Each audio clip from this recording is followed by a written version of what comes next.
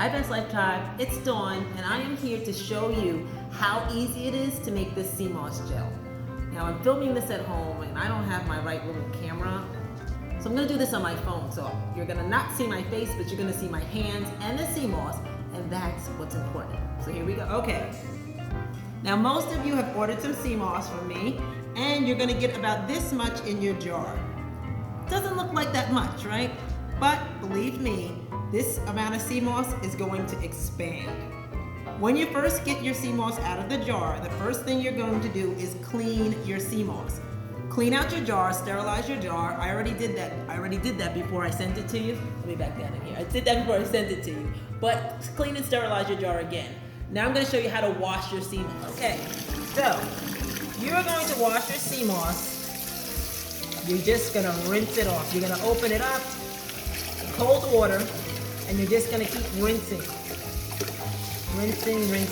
There's lots of sand, there's rocks, there's things like that. You just want to keep rinsing your CMOS. Turn the water off. I make sure I don't throw any precious pieces away. Dump this water.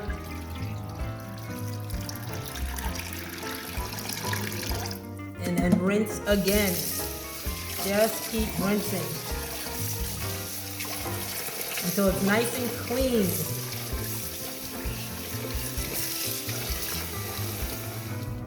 Okay, we're back. We're finished rinsing. So this is what you're gonna have. You're gonna have nice, clean CMOS. What you're gonna do now is you're gonna soak your CMOS for 24 hours overnight. You do not wanna soak in tap water. I like to soak in alkaline water. You can soak in spring water, distilled water, whatever water you want. Just make sure you soak it for 24 hours, not in tap water, okay? And you're gonna cover the entire bowl.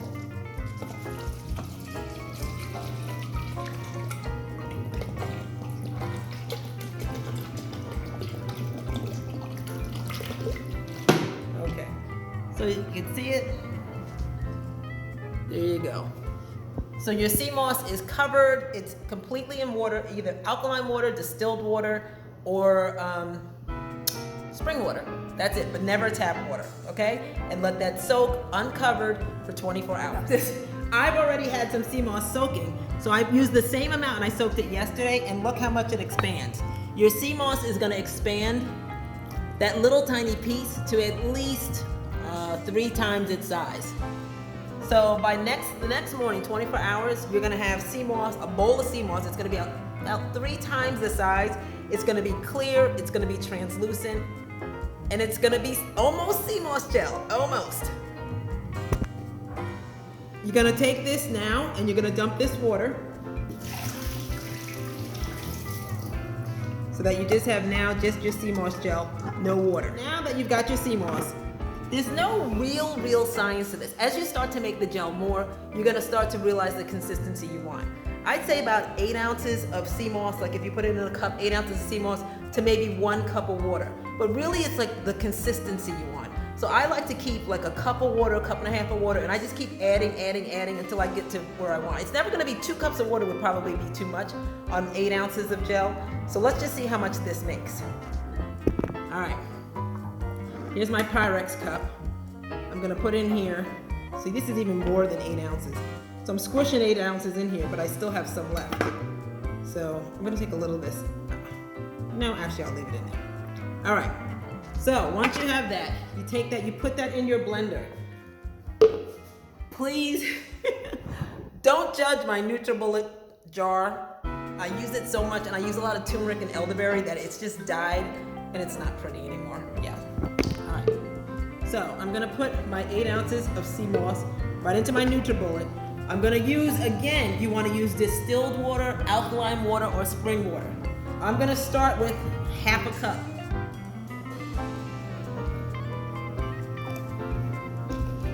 And pour that right in. I can already tell that's not gonna be enough, so I'm gonna go to a cup. So if you have a good 8 ounces, I'd start with a cup of water.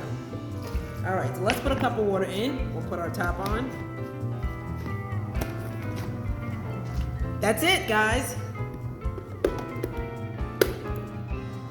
Not plugged in.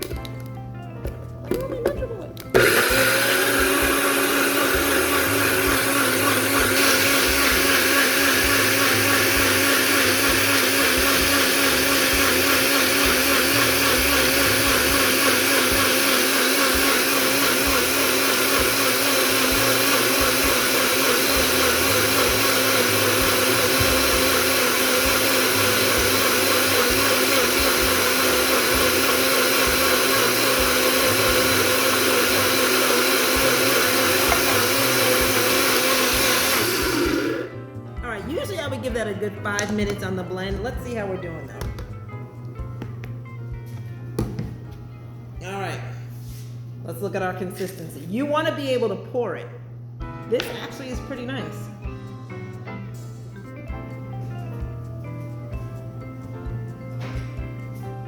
Let me scoop some out. I should have had these things prepared, I'm sorry. But this actually is pretty good consistency. I would add just a little bit more water than this. I want it a little bit thinner. So I'm gonna add I added a cup. I'm gonna add a quarter of a cup of water, that's it. There is no right or wrong. If your gel comes out very thin, you just put it in the refrigerator. If it's soupy, you use it soupy. If it's too solid, you add a little bit more water to it. But there's no right or wrong. All you're doing is adding water to the gel so that you can mix it up and you can use it, apply it, and eat it. So I added another quarter cup. You'll start to be able to eyeball this when you become CMOS gel connoisseur.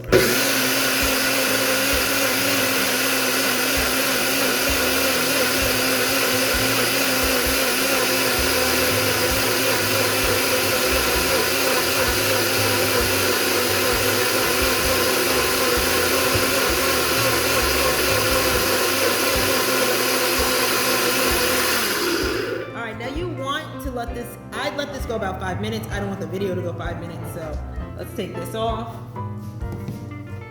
All right. This is about the consistency that you want. Now you're also gonna put this in a, like one of the canning jars or a jar that has a nice good solid top on it so that you don't get any air in it, anything like that. They're all in the dishwasher for me now, but I wanna pour this just so that you see what it looks like. Hopefully this cup is clean. I gotta find better dishwashing stuff. I get spots on my dishes, on my whatever I'm using. All right, so I want you to see how this pours. This is about the perfect consistency from CMOS gel. Now I also want you to see how much this is making. Okay? You gotta scrape everything out. You don't wanna leave any of this precious gel in there. This is a 16-ounce cup here, and it's just about filled up. So this makes about, and remember, from the beginning, I didn't even blend all that I had. This is gonna make maybe another 4 or 5 ounces. So from that small packet that you get from me in that little jar, it is gonna expand enough to make well over 8 ounces of CMOS gel. Then you take this, I'm not gonna take this because I'm gonna transport this. You take this, you put this in the refrigerator, you let it sit, and there you have gel. Even if you wanted to take it right away, it's fine. You can just take a spoonful, it's loose. But once you put it in the refrigerator, it's gonna turn into gel.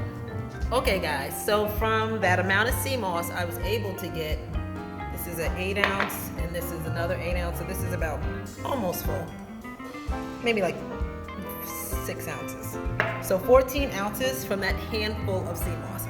Now what you should always remember is CMOS gel must stay in the refrigerator. It has water in it and has no preservatives in it.